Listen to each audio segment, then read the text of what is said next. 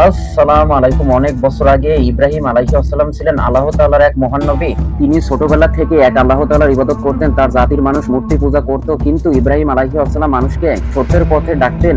এজন্য তিনি অনেক কষ্ট সহ্য করেছেন। ইব্রাহিম আলাইহিস সালাম দীর্ঘদিন পর্যন্ত সন্তানহীন ছিলেন। বৃদ্ধ বয়সে আল্লাহ তাআলা তাকে এক পুত্র সন্তান দান করেন। সেই সন্তানের নাম ছিল ইসমাইল আলাইহিস সালাম। ইসমাইল আলাইহিস সালাম ছিলেন অত্যন্ত শান্ত, ভদ্র ও আল্লাহ ভীরু।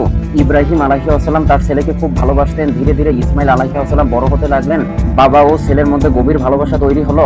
এক রাতে ইব্রাহিম আলাইহিস সালাম স্বপ্নে দেখলেন তিনি তার সবচেয়ে প্রিয় জিনিস নিজের ছেলে ইসমাইল আলাইহিস সালামকে আল্লাহ তাআলা পথে কুরবানি করছেন। নবীদের স্বপ্ন সাধারণ স্বপ্ন নয়, তা আল্লাহ তাআলার নির্দেশ। প্রথমে তিনি ভাবলেন হয়তো এটি পরীক্ষা, কিন্তু একই স্বপ্ন তিনি বারবার দেখতে লাগলেন। তখন তিনি বুঝলেন এটি আল্লাহ তাআলার আদেশ। এই আদেশ ছিল অত্যন্ত কঠিন, কারণ বহু বছর অপেক্ষার পর পাওয়া প্রিয় সন্তানকে কুরবানি করা কোনো সহজ বিষয় নয়।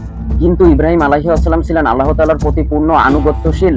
ইব্রাহিম আলাইহিস সালাম তার ছেলে ইসমাইল আলাইহিস সালামকে বললেন, হে আমার প্রিয় পুত্র, আমি স্বপ্নে দেখেছি যে আমি তোমাকে কুরবানি করছি, এখন তোমার মতামত কি?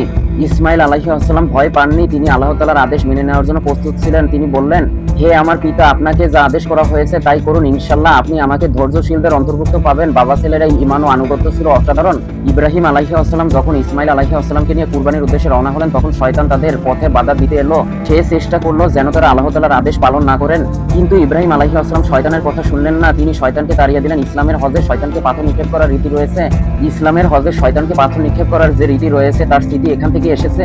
অবশেষে তারা মিনার প্রান্তরে পৌঁছালেন। ইসমাইল আলাইহিস সালাম আল্লাহ তাআলার আদেশের সামনে নিজেকে সমর্পণ করলেন। কিছু বর্ণনায় এসেছে ইসমাইল আলাইহিস সালাম বলেছিলেন যেন তার চোখ বেঁধে দেওয়া হয়, যাতে তার বাবার মনে মায়া না জাগে, আবার যেন তার কাপড় মায়ের কাছে পৌঁছে দেওয়া হয়। ইব্রাহিম আলাইহিস সালাম ছেলেকে শুইয়ে দিলেন এবং আল্লাহ তাআলার নাম নিয়ে কুরবানি করতে উদ্যত হলেন। ঠিক তখনই আল্লাহ তাআলার রহমত নেমে এলো। আল্লাহ তাআলা ঘোষণা দিলেন যে ইব্রাহিম আলাইহিস সালাম তার পরীক্ষা সফল হয়েছেন। আল্লাহ তাআলা ইসমাইল আলাইহিস সালামের পরিবর্তে জান্নাত থেকে একটি বড় দুম্বা পাঠিয়ে দিলেন কুরবানির জন্য। ইসমাইল আলাইহিস সালাম নিরাপদে রক্ষা পেলেন, আর সেই দুম্বা কুরবানি করা হলো। এই মহান ঘটনা থেকে আমরা অনেক শিক্ষা পাই। আল্লাহ তাআলার আদেশ মানা সবচেয়ে বড় কাজ। সত্যিকারের ঈমান মানে ত্যাগ স্বীকার করা, ধৈর্য ও আনুগত্য মানুষকে মহান করে। আল্লাহ তাআলা তার বান্দাদের পরীক্ষা নেন, কিন্তু রহমতেও দান করেন। এই ঘটনার স্মরণে মুসলমানরা প্রতি বছর ঈদুল আজহা পালন করে এবং আল্লাহ তাআলার সন্তুষ্টির জন্য পশু কুরবানি করে।